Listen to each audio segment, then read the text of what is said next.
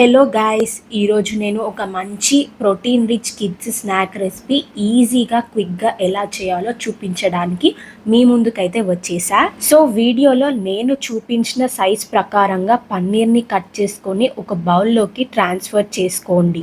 కారం, ఉప్పు, ధనియా పౌడర్, పసుపు, కార్న్ఫ్లోర్, కస్తూరి మేతి, జింజర్ గార్లిక్ పేస్ట్ వేసి కొద్దిగా ఆయిల్ వేసి అన్నీ మిక్స్ అయ్యేలాగా కలుపుకోండి. ఇలా ఒక 20 to 30 మినిట్స్ని మ్యారినేట్ చేసి పక్కకు పెట్టుకోండి. అంత టైం లేదనుకున్న వాళ్ళు కనీసం 10 మినిట్స్ అయినా మ్యారినేట్ అవ్వనిచ్చి ఇలా ఒక ప్యాన్లో ఆయిల్ వేసుకొని ఆయిల్ హీట్ అయ్యాక స్క్రీన్లో నేను చూపించిన విధంగా స్టవ్ని మీడియం నుండి లో ఫ్లేమ్ మిడిల్లో పెట్టుకొని తిప్పుకుంటూ కాల్చుకోండి. ఇది పిల్లలే కాదు, మనం కూడా హ్యాపీగా ఎంజాయ్ చేయొచ్చు. కాకపోతే పిల్లలకి చేసినప్పుడు స్పైసెస్ కొద్దిగా తక్కువ వేసుకోవాలి. ఇప్పుడు సమ్మర్లో పిల్లలు ఈవినింగ్ అవ్వగానే ఏదో ఒక ఈవినింగ్ స్నాక్ చేసి పెట్టమంటారు కదా, ఇలా ట్రై చేయండి. హెల్తీగా ఉంటుంది అండ్ పిల్లలకు కూడా బాగా నచ్చుతుంది.